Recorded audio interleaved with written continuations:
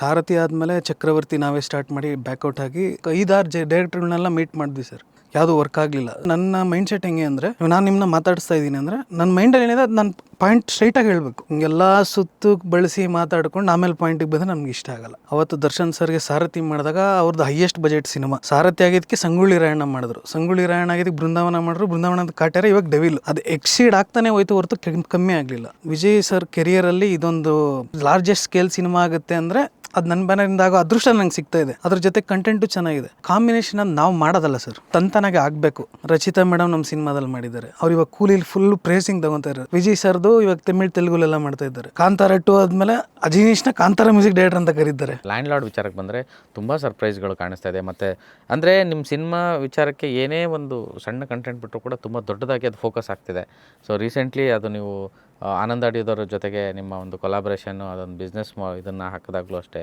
ಆಮೇಲೆ ರೀಸೆಂಟ್ಲಿ ಮೊನ್ನೆ ಶಿಶಿರ್ದು ಒಂದು ಜಸ್ಟ್ ಒಂದು ಹಿಂಗೆ ಬಿಟ್ಟರೆ ಅಂದರೆ ಜನಕ್ಕೆ ಅಷ್ಟು ಆಕರ್ಷಣೀಯವಾಗಿ ಆ ಸಿನಿಮಾ ತೊಗೊಳ್ತಾ ಇದೆ ಅನ್ನೋ ಒಂದು ಹೊತ್ತು.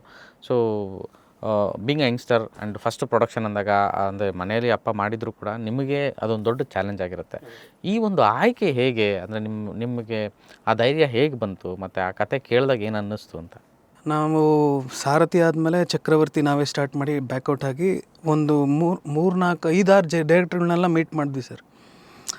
ಯಾವುದೂ ವರ್ಕ್ ಆಗಲಿಲ್ಲ. ಸೊ ವಿ ಡಿಸೈಡೆಡ್ ಬೇಡ ನಮಗಿದು ಅಂತ. ಆಮೇಲೆ ನಮ್ಮ ಹತ್ರ ಒಂದು 50-60 ಜನ ಕತೆ ಹೇಳ್ತೀನಿ ಬಂದು, ಅವ್ರ ಅಸಿಸ್ಟೆಂಟ್ಗಳು ಇನ್ನೊಂದು 50 ಜನ ಬಂದರು.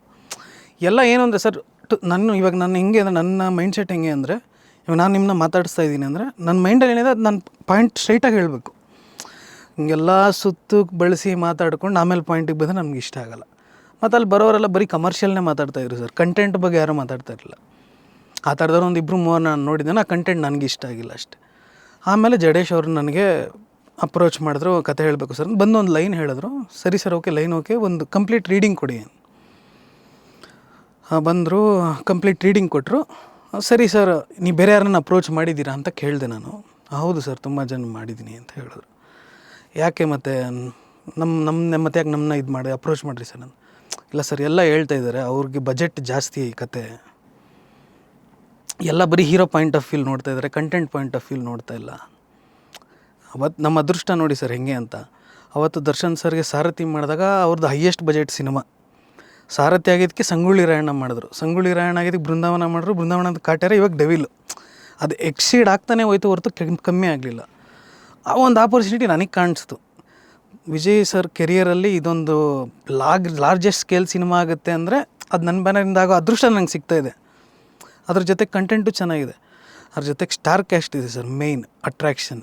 ನಾವಿನ್ನೂ ಅದನ್ನ ಈಚೇನು ಜನಕ್ಕೆ ಗೊತ್ತಾಗಿಲ್ಲ. But coming days you will get to know Landlord cinema ಏನಕ್ಕೆ ಸ್ಪೆಷಲು ಅಂತ, because of it star cast ಆ ಲೆವೆಲ್ಗೆ. ಆ್ಯಂಡ್ ಕಾಂಬಿನೇಷನ್ಗಳ ಸ್ಪೆಷಲ್ ಥರ ಕಾಣಿಸ್ತಾ ಇದೆ ಸರ್ ಇದು. ಅಂದರೆ ಇನ್ನು ನೀವೇನು ಬಿಟ್ಕೊಟ್ರೆ, ಜಸ್ಟ್ ನಿಮ್ಮ ಪೋಸ್ಟರ್ ನೋಡಿದ್ರೆ ಸರ್, ಅಜನೀಶು ಜಡೇಶು ಮೊನ್ನೆ ತಾನೇ ಎದ್ದು ಬಿಟ್ಟಾಗಲು ಅಜನೀಶು ಜಡೇಶು ಆ್ಯಂಡ್ ವಿಜಯ್ ಅವರು ಪ್ಲಸ್ ಆನಂದ್ ಆಡಿಯೋ ಆ್ಯಂಡ್ ಈ ಕಾಂಬಿನೇಷನ್ ಅಂದರೆ ಸಾರಥಿ ಫಿಲಮ್ಸು.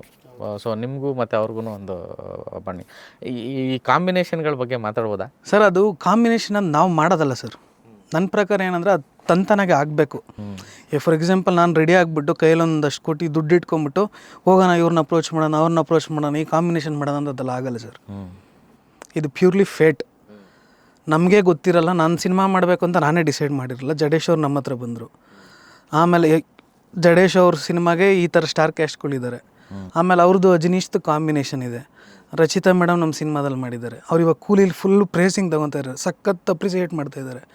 ವಿಜಯ್ ಸರ್ದು ಇವಾಗ ತೆಲುಗುಲೆಲ್ಲ ಮಾಡ್ತಾ ಇದ್ದಾರೆ. ಕಾಂತಾರ 2 ಆದಮೇಲೆ ಅಜಿನೀಶ್ನ ಕಾಂತಾರ ಮ್ಯೂಸಿಕ್ ಡೈರೆಕ್ಟರ್ ಅಂತ ಕರೀತಾರೆ. ಆ ಮ್ಯೂಸಿಕ್ ಡೈರೆಕ್ಟರ್ ಲ್ಯಾಂಡ್ ಲಾರ್ಡಿಗೆ ಮಾಡಿದ್ದಾನೆ ಅಂತ ಇನ್ನೂ ಕಿವಿ ಚುರುಕಾಗುತ್ತೆ. ಸೊ ಇದೆಲ್ಲ ನಾವು ಸ್ಟಾರ್ಟ್ ಮಾಡಿದಾಗ ಇದೆಲ್ಲ ಯಾವುದೂ ಇರಲಿಲ್ಲ ಸರ್. ಸೊ ನಾನು ಹೇಳೋದು, ನೀವೇನು ಮಾಡಿದ್ರೂ ಅದು ನಿಮಿತ್ತ ಅಷ್ಟೇ. ಆಗ ಏನಾಗಬೇಕಂತಿರುತ್ತೋ ಅದಾಗುತ್ತೆ ಸರ್. ಅಪ್ಪ ಮಗಳು ಅವ್ರದ್ದು ಆ ಕಾಂಬಿನೇಷನ್, ಹೌದೌದು, ರಿಯಲ್ ತಂದೆ ಮಗಳೇ, ಇದರಲ್ಲೂ ತಂದೆ ಮಗಳು ರೋಲೆ. ಆಮೇಲೆ ಶಿಶಿರ್ ಅಂತ ವೆರಿ ಟ್ಯಾಲೆಂಟೆಡ್ ಹುಡುಗ ಸರ್. ಅವನು ತುಂಬ ಚೆನ್ನಾಗಿ ಮಾಡಿದ್ದಾನೆ. ಅವನಿಗೂ ಇದೊಂದೊಂದು ಕೆರಿಯರಲ್ಲಿ ನೆಕ್ಸ್ಟ್ ಲೆವೆಲ್ಗೆ ಹೋಗ್ತಾನೆ ಅವನು ಈ ಸಿನಿಮಾ ಆದಮೇಲೆ. ಆಮೇಲೆ ತುಂಬ ಜನ ಇದ್ದಾರೆ ಸರ್ ಆರ್ಟಿಸ್ಟ್ಗಳು, ಹೇಳೋಕ್ಕಾಗಲ್ಲ, ಡೈರೆಕ್ಟ್ರು ಬೈತಾರೆ. ಆಮೇಲೆ ತುಂಬ ಚೆನ್ನಾಗಿರುತ್ತೆ. Wait and see sir. ಒಬ್ಬೊಬ್ಬರೇ ಕ್ಯಾರೆಕ್ಟರ್ನ ಬಿಡ್ತಾ ಹೋಗ್ತೀವಿ. ಹೆಂಗೆ ನೋಡ್ತಾ ಇದ್ದಾರೆ ಇಂಡಸ್ಟ್ರಿನ at present situation? Sir industry, ನಾನು ಸಾರಥಿ ಫಿಲಮ್ ಟೈಮಲ್ಲಿ ನಾನು ಶೇಷಾದ್ರಿಪುರಂ ಕಾಲೇಜಲ್ಲಿ ಓದಿದ್ದು ಸರ್. ನಮಗೆ 7:30 ಕಾಲೇಜ್ ಸ್ಟಾರ್ಟ್ ಆದರೆ 12:30 ಕಾಲೇಜ್ ಮುಗಿದೋಗೋದು. ಕಡಿಮೆ ಅಂದ್ರೂ ವರ್ಷಕ್ಕೆ ನಾನು 45 ಸಿನಿಮಾ ನೋಡ್ತಾಯಿದ್ವಿ. ಸೆಂಟ್ರಲ್ ಬಸ್ ಹತ್ತಿರ ಮೆಜೆಸ್ಟಿಕ್ ಸ್ಟಾಪು, ಪಿಕ್ಚರ್ ನೋಡ್ಕೊಂಡು 4:15 ಅಲ್ಲಿ ಹತ್ತಿರ 5 ಗಂಟೆ ನಮ್ಮನೆ ರಾಜಾಜಿನಗರ ಮನೆ. ಅವತ್ತಿಗೆ ಇತ್ತಲ್ಲ ಸರ್ ಕ್ರೇಜು, ಆ ಕ್ರೇಜ್ ಬೇರೆ. ಅಂದರೆ ಜನ ಮುಗಿಬಿದ್ದು ಕಾಯೋರು ಸಿನಿಮಾಗೆ ಥಿಯೇಟ್ರುಗಳ ಮುಂದೆ. ಇವತ್ತು ಜನ ಕೈಯಲ್ಲಿ ಕಾಯ್ತಾ ಇರ್ತಾರೆ. ಅಷ್ಟು ದೊಡ್ಡದಿಂದ ಇಲ್ಲಿಗೆ ಬಂದ್ಬಿಟ್ಟಿದೆ ಸರ್. ಇಲ್ಲಿ ನೀವು ಜನಕ್ಕೆ ಉಚ್ಚರಿಸಿದ್ರೆ ಮಾತ್ರ ಥಿಯೇಟ್ರ್ ತುಂಬುತ್ತೆ. ಇವತ್ತು ಯಾರಿಗೂ ಫ್ರೀ ಇಲ್ಲ ಸರ್, ಎಲ್ಲ ಬ್ಯುಸಿ ಅವ್ರವ್ರ ಕೆಲಸದಲ್ಲಿ. ಅಂಥದ್ರಲ್ಲೂ ನೀವು ನಿಮ್ಮ ಸಿನಿಮಾನ ಅವ್ರನ್ನ ನೋಡೋಂಗೆ ಮಾಡಬೇಕು ಅಂದರೆ that is something, some magic should happen. So industry scale ದೊಡ್ಡದಾಗಿದೆ ಸರ್. ನಾವು ಮಾಡ್ತಾ ಇದ್ದಕ್ಕೆ ನಾವು ಬಜೆಟ್ಗಳು ಜಾಸ್ತಿ ಇನ್ವೆಸ್ಟ್ಮೆಂಟ್ ಮಾಡ್ತಾಯಿದ್ದಾರೆ. Technically we have improved a lot. ತುಂಬ ಚೆನ್ನಾಗಿದೆ ಸರ್. ಇಂಡಸ್ಟ್ರಿ ಪರಿಸ್ಥಿತಿ ಯಾವತ್ತೂ ಏನು ಕಮ್ಮಿ ಆಗಿಲ್ಲ ಸರ್. ಸಿನಿಮಾಗಳು ಕೊರತೆ ಇದೆ ಅಷ್ಟೇ ಸರ್. ಇವಾಗ ಸೂಫ್ರಮ್ ಸೋಪ್ ಬಂತು, ಸೂಫ್ರಮ್ ಸೋಪ್ ಬರ್ತಿದ್ದಂಗೆ ಇವಾಗ ನೆಕ್ಸ್ಟ್ ಕಾಂತಾರ ಬರುತ್ತೆ.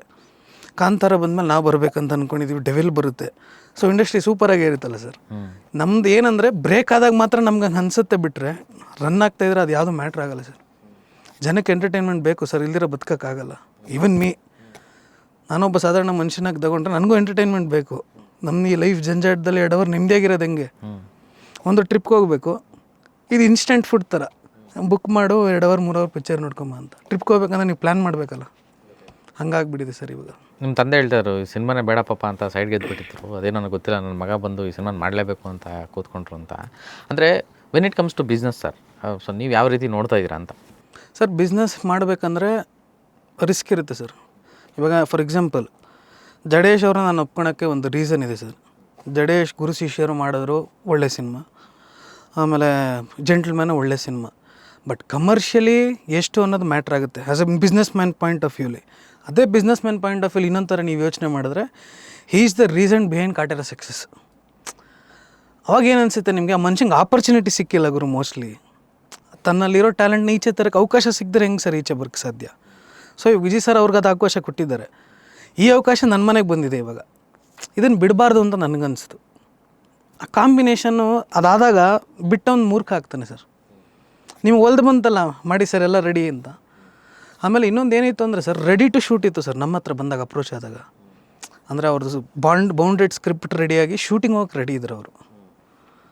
ಇಲ್ಲ ಸರ್ ಹೀರೋ ಡೇಟ್ ಕೊಟ್ಬಿಟ್ಟಿದ್ದಾರೆ ನೀವು ಅಂದ್ರೆ, ಈ ಥರ ಯಾರಿಗೆ ಬರುತ್ತೆ ಸರ್? ಮನೇಲಿ ಕುಂತಿದ್ದವ್ರಿಗೆ ಬಂದ್ಬಿಟ್ಟು ಹೀರೋ ಡೇಟ್ ಇದೆ ನೀವು ರೆಡಿ ಅಂದರೆ ನಾಳೆಯಿಂದನೇ ಶೂಟಿಂಗ್ ಅಂತ ಹೇಳಿದ್ರು. ಸೊ ವಿ ಟುಕ್ ಅ ಕಾಲ್ ಮಾಡೋಣ ಅಂತ.